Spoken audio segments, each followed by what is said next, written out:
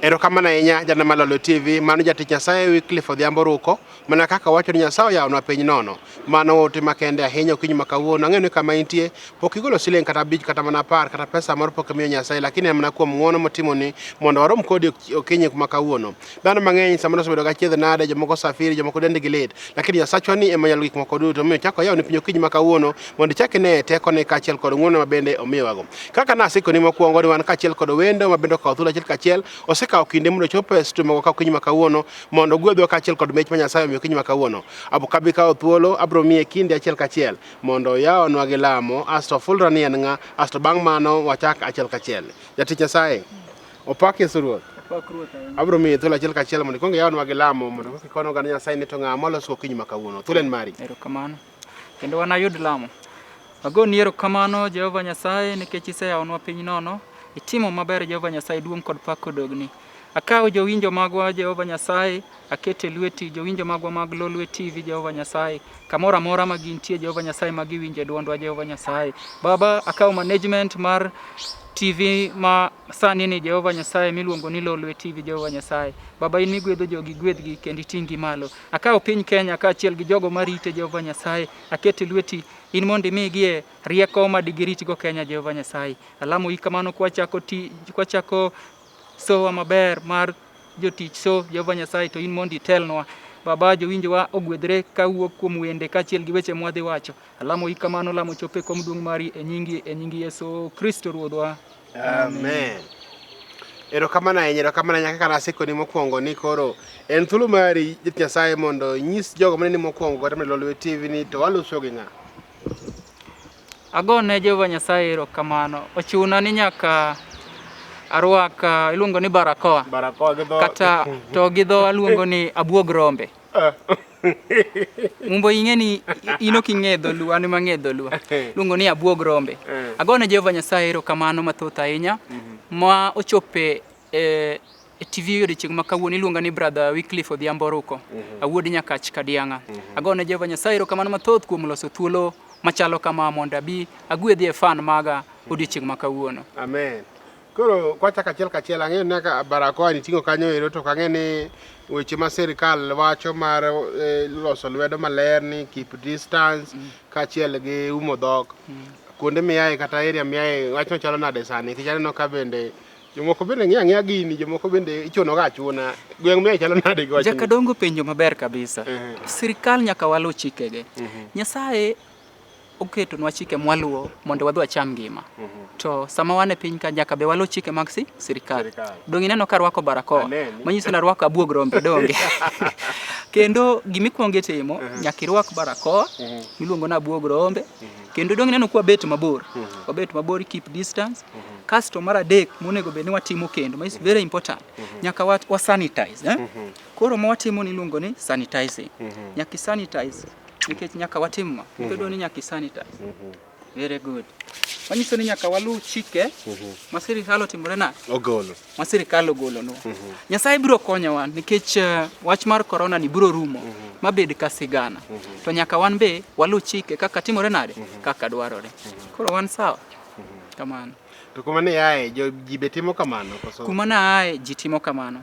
Nikech kaka kiro neno Nairobi ka sani koro wach mar curfew ni oketowa ni nyaka wabedi e ot. To kata kuma wantie cha pod watimo kamano. En mana logo kamoro amora. En mana logo. Kamano. Erokamano ahinya ne Malolo TV. Kaka nasenyisi mokwongo wan kod Jatich Nyasaye ka. Ang'eyo ni en pastor, ang'eyo ni en Jatich Nyasaye kendo en gi wende mang'eny ma bende isewinjo. Wer achiel ma yawo woso okinyi ma kawuono ne Nyasaye piny to koro yawonwa nono. Nitie moro bende mine ong'ero ahinya kata oganda Nyasaye ohero ahinya. Mawacho ni un wero Yesu nikech notimo nwang'o. Ma Jatich Nyasaye manowero wer machalo kamano, lakini kata kapod akwalo ni mana siri matin. Okinyi ma kawuono en gi wer manyien ma bende wadwa lonche kaachiel kachiel nikech mae wer mokwongo. Na wacho ni wer manyien kodonjo to mana kok inene Lolwe TV to mano kare gima onge. Omiyo medikete mana Lolwe TV okinyi ma kawuono. Jatich Nyasaye ni osewero wende mang'eny kendo kichak inene mos to en gogudu ni. Ogudu ni ne en go ka higni 2 mokalo kendo okinyi ma kawuono ochako duogo kode ni jok mana sama nok owinjo penjo concerning ogudu no wan kode kaachiel kachiel. Wabiro ng'eyo nyaka kaka wuodhe gi warruok osechalo nyaka kod sani. Omiyo okinyi ma kawuono kaka kitudre kodwa kata kidwa timo ang'o miwa iti miwa pachi okinyi ma kawuono wach wach ber e Lolwe TV ka mana kokalo e chenro mar jotich kod Mumbo Jakadongo, omiyo kik idhi mabor. Jatich Nyasaye, Erokamano. kwa chaka achiel kachiel kodi, sani isewero wendi adi? Penjo maber ahinya Mumbo Jakadongo. Agone Jehova Nyasaye erokamano. Sani kakwano ni wende masewero achiel nyaka nachak wer. An gi wende 56. Wende 56? Nyaka nachak wer. Kakwano ni gi achiel. Mago masewero maserekod. Maki penja ni magi. Gin 56. To mindiko be nitie pod? Mandiko be nitie. Ng'at Nyasaye. Ko Jatich Nyasaye, gima keloga miya penjo machalo kod ma, oyudo ka samoro ng'ato owero wer achiel ni to dhi molal. Owero wer achiel moro ko winjore mathiso ni to chako lal. Ka penjo kuom niabagi, ang'o malaloga jogi? Gimomiyo penjo kamano, in pod intie. Ti pod iendelea kata kawuono ang'e ni wer moro kelo manyien mar okuongo ne Lolo Kiny ma kawuono. Tiyudo ka ng'ato wer achiel to lal, to in isewero 56 to pod intie. Agone Jehova Nyasaye erokamano kuom penjo maber Jakadongo. Tich mwatiyo ne Jehova Nyasaye ni ma en luong. To nitie jok ma timo kamano, en ng'at moro mobiro e wer ni wer nitie gi pesa, nyalo bedo kamano. Kata adwa wer nikech aneno ka Brother Wycliffe wer, kata adwa wer nikech aneno ka Mumbo Jakadongo wer, iwinjo. To odhi otimo gini, to kodhi otimo ma to kotimore ne maber, to bedo frustrated, ineno. Odhi chunye dhi bedo machuok nikech gima no odwaro cha okotimore nade ok oyudo. Koro yudo kodhi obolo piny. To wan joka Nyasaye oluongo, wan wawer koda nitie ber koda nitie rach, to walanda ng'o wach Jehova Nyasaye. Koro momiyo ineno kipenja penjo matek ni to ang'o miyo jomoko chako go wende ariyo kende to dhi molal kabisa. Olal ma bende ng'ane nitie lakini be ok wang'e ni odhi kuma nade. Magi challenges mabiro nikech industry mar wer nitie weche matek mwaromo godo. To ka Nyasaye ok ochung' kodi, tiyudo ka ng'ato dhi wero wer dichiel diriyo to timore nade odhi molal. Kamano ng'at ruoth. Koro in gi sani, for example, unene ng'ato bende gombo mondo donje wer. Ere yore okenge monyalo luwo mondo kata kochako werne to bedi fulong manyalo romo kata mana kodi nikech ng'ato bende samoro chuny nyalo gombo wer to kiani mondo ng'ato wuoth gi wer nitie okenge ma ng'ato nego luwo. Penjo maber ahinya Jakadongo. Okang' mokwongo sama pok idonje wer, ng'e ni dwa dhi tiyo ne Jehova Nyasaye. To kik idonje wer king'e ni werno dhi bedo kaka source of income mari. Nikech sama idhi keto wer ni ema kaka koro onge gima inyalo timo, en mana werno kende. Nitie jomodak gi wer kende, mano nitie. Lakini ka in ng'ama koka chako ma Nyasaye oluongo mondo tine, to da gombo ni ber ka nitie gimoro ma inyalo timo be manyalo support ang'o ministry mari. Nikech ing'e ni ka ng'a wacho ni adwa ng'iyo mana werno kende. Adhi Mumbo Jakadongo luonga mondo adhi apak Yesu thurgi Kadongo. To kachopo Kadongo katieko pako Nyasaye to weya kamano ma oko miya kata mana sukari moro nadhi godo. Dong chunya osechwanyore. Achako bura gi Nyasaye. Achako bura gi Nyasaye. To complain. To ni Jakadongo ni koro ineno. Koro dhi miyo ketho wach Nyasaye man kuom achande. Koro mokwongo okang' mokwongo en sama idwa donje tich mar wer ni nyaka bed ni nitie gimoro be mitimo manyalo support ang'owa ministry mari. Mano okang' mokwongo. Okang' mar ariyo nitie challenges mang'eny. Sani kaka digital ni abro golo wer kaka sana golo wer manyien. Golo wer manyien sani to ji te oseyude. Yudo ka Facebook osechope, WhatsApp kamoro amora. Itiyo gi pesa mang'eny kabisa. To pok idwoko kata siling adi? Achiel. Ka in ng'ama odhi okaso kata mana loan modonjo go dong chunyi otimore nade otho. Lakini to kaka wan jok ma Nyasaye oluongo mondo tine ok wang'i pesa nikech Nyasaye wuon mwandu. Amen. Mano to makendo kiny makawuono ni Nyasaye e wuon mwandu. Mano Jatich Nyasaye we Brother Wycliffe Odhiambo wan kode kachiel. Lakini kaka nasisi ngidi mokwongo ni en kod wer manyien mida kuongo ka okinyi makawuono omiyo kik idhi mabor. To kapok waketo wende no en ema nowero wer macho niya un wero Yesu nikech notimo nwang'o. Kaka mano to kuongo miyo wer no mondo iwinja ne kaka nodhi samoro seng'e samoro rwenyi mathin. Okinyi makawuono ng'ane kama Yesu segolie, ng'ane achiedh nade mesebedo go mogolie, ng'ane kuma ne wuok kata kokalo kuom sombi. An gadieri ni be in gadieri in gi gimomiyo inyalo wacho ni ero Yesu kinyi makawuono. Omiyo bende keto ne Lolwe TV wan kaachiel gi Jatich Nyasaye Brother Wycliffe Odhiambo Ruko mabende oganda Nyasaye ong'eyo mang'eny ahinya. Kaka nasekoni ni en kaachiel kod wer manyien mabende bang' muda matin bang' muda mathis nono wang' ne we thum ni ayanga okinyi makawuono kendo kama intie ibed Mombasa ibed Nairobi ibed Kisumu meduru keto ne Lolwe TV kaachiel gi Nyasaye te mabende ohero Lolwe TV. Ote magu donjo pile ka pile kendo amor ahinya nikech ukete mana e Lolwe TV. Pod wan kaachiel kod Jatich Nyasaye kod chiel kod penjo mang'eny mabende oganda penjo. Nitie penjo moro bende osechando oganda Nyasaye ahinya nikech video mar yawo piny kani neno ne gin ji ariyo kendo kichako idhi machielo ne kendo gin ji ariyo kendo en kode kato koro kik ipenja kiki penja nikech an kabro penjo ni kwa niaba Jatich Nyasaye. Yes. Ang'eyo ni libonja buonja. Ageno penjo ni emo mi abuoja. Ngeli penjo maro teke. Penjo ma ji penjo kano ka video mari to umiel ga mana ji ariyo. To yudo ka samoro video mwang'iyo neno ji bedo ga mang'eny. Ipani pogruok mane manitie video migo gi ji ariyo kata ji adek malo maj ng'eny cha. Ineno ka nitie siri mana ya kakoso en mana design miamua. Agone Jehova Nyasaye erokamano Mumbo Jakadongo kuom penjo maber. Brother Wycliffe en Brother Wycliffe. Mumbo Jakadongo en Mumbo Jakadongo. Ng'ato en ng'ato. Ng'ato en ng'ato. Inja baba. Koro kaka an Brother Wycliffe mano style mara. Nitie jatich ruoth mwapako go Jehova Nyasaye. Lakini video makora golo sani be okinyal kose ibro yude kanyo. Embe ti manyien ni. Embe manyien ni okinyal kose. Ago erokamano. Manyiso ni Nyasaye nyaka kel ng'ato e ngimani munyalo tiyogo kanyakla. Yes. Koro penjo ma jopiny osebedo ka penjo ni ang'o miyo Brother Wycliffe ka ene wer ka to always en gi Sarah Brenda. Video ne mokwongo cha entie gi Sarah Brenda. Video mar ariyo en gi Sarah Brenda. Koro swali kata kapok itieke. Kamano. Swali Brenda ni bede achiel kuom jalo mi utiyo go Nyasaye koso penjo maber ahinya. Sarah Brenda en achiel kuom ng'ano matiyo go Jehova Nyasaye. Sarah Brenda en jawer, Brother Wycliffe en jawer. Lakini Nyasaye okelo wa kanyakla monde watim ang'o monde watine together. Apana duoko penjo mar jopiny kabisa. Nikech ing'e ni jopiny wacho ni tang'o miyo. Ok en jaodi. Last time kana wan kodi kaba no penjo lakini okanong'o thuolo mar penjo achiel kachiel lakini kaona choko chir. Kawuoni choko chir mar penjo. Sarah Brenda en jatich ruoth tiyo ne Jehova Nyasaye to Nyasaye oriwo wa kanyakla monde wati kanyakla. Penjo maber kabisa. Koro sani for example wawuonde ni koro ng'at madwa golo wer. Ber sana mondo kaka dwa chako weto manja wer moro moseng'ere mondo bedo go achiel koso giwer go koso onge tiende ng'ato nyalo timo kaka oneno. Jakadongo Nyasaye oluongi ka Nyasaye omiyi mich mondo itine, omiyi mich mar wer. Ok ni nyaka idhi many jawer kaka koro Brother Wycliffe kiwergo. Brother Wycliffe nyalo luongo biro e ngimani mondo guide nikech asebedo gi experience mang'eny kuom ang'o kuom tich matiyo mar wer. Lakini nitie be ng'ama Nyasaye miyo ugo ng'uono. Ineno mana kaka koro Nyasaye omiya ng'uono. Sarah Brenda mondo watigo tich ruoth. Ineno. In be Nyasaye nyalo miyi ng'uono kaka jawer. Samoro miyi kata ng'uono gi jatich Nyasaye machielo. Ok mano wacho ni koro sama idwa chako wer nyaka idhi many jawer moro ema timre nade. An kana chako wer kenda ng'at Nyasaye. Nyasaye oting'a malo machopo kamoro. Tiyudo ka jomoko ok ji amini. Ineno. Ka Brother Wycliffe no wero ro en winyo ma ro en winyo ohit. Nyasaye ochako miya wer machielo mar oyaw piny. Mabiro chako kete level moro. Sani bo chako miya machielo. Modwa launch kawuono. Okinyi ma kawuono. Rita. En ng'uono mar Jehova Nyasaye. To kik wiyi wil ni kaka Nyasaye noting'o wenda malo. Kata koka in jawer machako. Imbe Nyasaye nyalo ting'o wendi ang'o? Nikech Nyasaye en Nyasaye jang'uono. To onge wer marach nikech wende duto pako Jehova Nyasaye.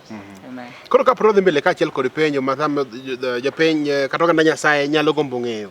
Idwaro gi kanisa mane? Penjo maber ahinya. Most jo fans magwa okawoga ni jower ok jolemo, gionge kanisni.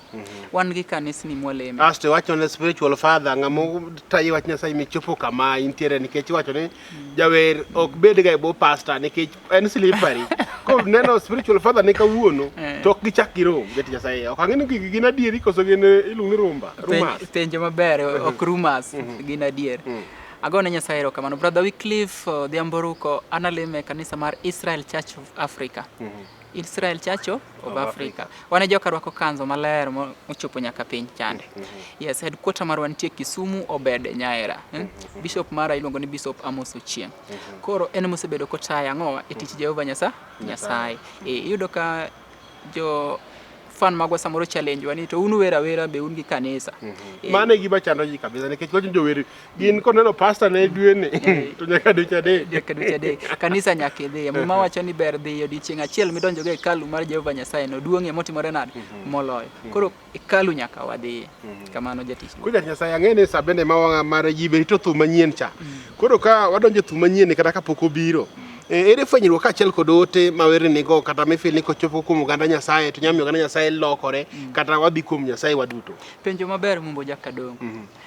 wer makoro Nyasaye omiya sani, Nyasaye omiya wer kaluwore gi wach makoro mako piny sani, wach mar corona makoro mako piny sani. Ang'eyo ni nitie chunje mang'eny mosebedo mohol kaluwore gi wach makoro chopo e piny sani. Ogendini mang'eny wach mar corona ni omiyo giwito biashara manyiche gitimo, nitie jomoriembe tich, nitie jok manyiche koneno dhi e ot, to komigi kata mana pesa moro ma ginyalo timo ginyalo konyorego. Be nitie udi makoro sani dhawo opong'o nikech ng'at mane kelo kelo gir konyruok, iwacho ni source of income cha koro ng'adore kata odok chien, achaya koro bet kendo dhawo ng'eny. Ineno. Koro agone Jehova Nyasaye mosetimo maber mokela e Lolwe TV odiochieng' ma kawuono mondo anyis jowinjo maga kokalo kuom wenda ni nitie geno kuom Nyasaye. Wach machalo kaka corona ni biro kalo machal ka sigana, jok maonge tije biro yudo tije, joma ohandgi okethore ohala biro bedo maber, udi makoko ng'enye, joma nindo kech ok ne gichak ginind kech, gibiro yudo chiemo. To mak mana kwa geno kuom Jehova Nyasaye. Isaya nyisowa kwa somo Isaya mokwongo 1 kata matinda 19 nyaka 20 ni kuboloru muduogo ira mulama maber, to ubiro yudo gik mabeyo mag pinyni. To kutamoru to ligangla na biro timore nade, biro tieku. An Jehova Nyasaye matimore nade, awacho kamano. Manyiso ni pinyni gi mwandune kowuok kuom wer makoro Nyasaye omiya biro rumo. Mwandu mag pinyni biro rumo. Lakini kwa tiyo ne Jehova Nyasaye to nitie geno ka Nyasaye. Gik mitimo ulie mondo Yesu timre nade oweni. Kani madho kong'o jakadongo ulie mondo ka Nyasaye otimre nade, Nyasaye oweni. Kani madho ndawa ulie mondo Nyasaye otimre nade, iulo gang'owa gi dhogi, iwinja. Kiulo gi dhogi to Yesu timre nade, Yesu oweni. Ndagla manitero ne nyathi ng'ato kata ndagla manitero mondo ineg go ng'ato, kiulo gi dhogi mi ula dier mar Nyasaye to Nyasaye timre nade. Mane message ma Nyasaye omiya kuom wer. Amen. Chopo sama koro wadwa we thum manyien ma bende mokwongo yaneno mokwongo dhi wave mana kokalo Lolwe TV koni gik manyien med kete mana jotich show wer manyien mara kwaya mag gospel kae mikwongo nengie kendo kok kamano to werno molo e yo machalo kod ma.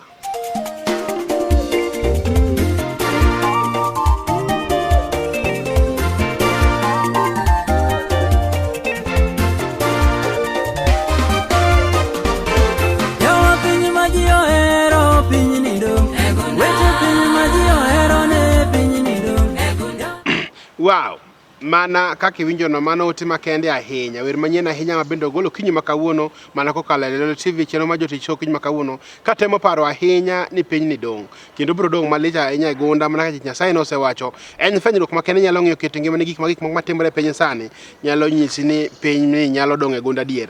Ka ng'iyo story moro ndalo moko siepna moro ne wacho gi jogo mabende ne timo corruption mapek gitimo time moko dhi kare tito ng'at mano timo gik machalo kama ndalo dong meno wuoni koro konyal en gik manoloso koro kiny gokinyi odhi mane kot gari koro en mana mar dhi e kot odhi e kot defend gik mano kwalo kendo the end of it ni githoth gik moko samari nyalo mana mae gik mo bura nyalo mana lo gik machalo kamano koro kiduge ng'iyo muda mano ka gigi koro dhi koni moko bende dhi makata pok wadong jati Nyasaye kata pok wadhi to gidong gidong tineno manyiso ni yudo gi e yo moko yes koro mano en ute maber ahinya jati Nyasaye kendo amor ahinya kachiel kod wendano koganda Nyasaye omor kendo eneno ka gidhi gwedhore ahinya. Koro gima chomo ni mondo for example wer kaka nyien kama mondo ji onwang'e watimo nang'o jati Nyasaye. Penjo maber ahinya jakadongo.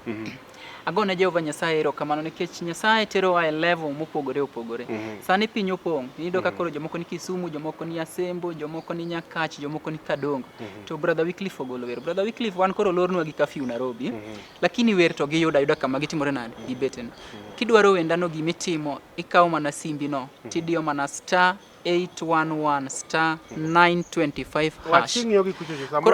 Koro awach kanyo. Mondo ka ng'ato dwaro wer koro bang' kinyi makawuono gisegwedhoya kabisa. Ne fan maga johera mag Lolwe TV ng'ama dwaro wenda gimitimo ikawo mana simbi tidiyo *811 wanwone gi kendo *811 925 hash *811 *925 hash. Kosanwone gi dholuo kende ka giwinjo maber. Dholuo ini kia ane mang'e dholuo. Koro anwone gi kisungu *811 *925 hash. Mano kisungu. Dholuo kose nyatili wana gi dholuo. Ang'ocha? Star iluongo ni sulwe. So hash iluongo ni ngash. To nyota. An nyota en Kiswahili. Kuja Nyasaye ang'ini sama wang'wa lakini abedo kamno gi thuolo mikawo. To kapok watieko abo miyo thuolo achiel kachiel mondo bende nyalo wacho wach ma in go kinyi ma kawuono. Ang'eni piny ma tuo mar corona pod okito ka gi ka. Ang'eni sirkal bende loso. Ang'eni jower bende sare ni matek e udi kata kuma gidhi gitiek Nyasaye kata kuma gipamie gimoke ot. Ada bede gi thuolo achiel kachiel mondo iwe gi jopenyo ga Nyasaye ma bende kinyi ma kawuono kaachiel gi to Nyasaye omi. Asto be jaki foye kata ne minot kich pok kata ngi minot kanyo pod ilalo do matin. Jaki ka entiti mose ifoye ne pastor ne ang'eni bende sadhi matek e Nyasaye. Koka mondo thuolo mari. Agone Jehova Nyasaye erokamano kuom thuolo makende molosona mondo achop e Lolwe TV. Jakadongo agolo wer manyien kendo penjo mipenja maber kabisa. Ne fans maga madwaro wenda ni dhi e YouTube timany Brother Wycliffe Odhiambo. To idhi gwedhori gi wendni to kik wi wil moki subscribe mumbo. Ing'e tie subscribing nyaki subscribe. Koro idhi adhiya tinyalo kata download wendano e simbi oyieni download wendano video nitie kanyo maler kabisa download igwedhori go kama intiere. Wach manyalo wacho iwacho ni monde afuayo ne jo Israel te makoro winjo chenro ni kamora mora magintie fan maga tetete fan mag Brother Wycliffe kamora mora magintie Nyasaye mondo tingi malo ageno ni wach mwakale sani mar corona ni obedo wach matek kabisa tagone Jehova Nyasaye mosekela e Lolwe TV mondo anyisi ni nitie geno kuom Jehova Nyasaye piny biro bedo maber nikech gik machalo kamagi ne timore kata ndalo machon cha tuoche ne biro maneg ji to ne gikalo koro warita chike to wasiko mane lamo jomoko koro claim ni koro ji ok dhi e kanisa odi kama intie no koro lama Jehova Nyasaye to Nyasachwa biro timonwa maber kamano. Erokamano ahinya ma mumbo Jakadongo achiel kachiel chien ma jotich. Tilo mokwongo ne wan kaachiel gi misa maler mane wanwang'o wer mar jokopere ang'eni wagwedhore wachako bedo gi talk show ma bende ne mit ahinya ka ne release wer manyien ma Jatich Nyasaye Wycliffe Odhiambo ruko kendo chopo sama koro adana mi Jatich Nyasaye Bishop Charles Kokombo mondo mi wachieb chunyo kinyi ma kawuono ang'eni kama intie chunyu dwaro wach Nyasaye omiyo kik dhi mabor med keto Lolwe TV nyaka Jumapil saa machalo kod ma kokamano to riti masani to kapok ago riti jogo mawuok Mombasa Simbi wanwang'o jogo mawuok Nairobi Kisumu kamora mauntie amna medo akwayo ni meduru kete mane Lolwe TV jogo mawuok Kadongo Nyasore Kanyero baba na Jadunga Alfred Mukanya luori mokalo Nyasaye meno metingi malo kama intie kene Lolwe TV kaachiel kod mama Dorina Mumbo Kanyero ang'enya sach kwe biro bedo kod ndalo duto miyo medu kete Lolwe TV nikech gini en maro kokamano to riti masani nyaka Jumapil manyien saa machalo kod ma kokamano to riti masani.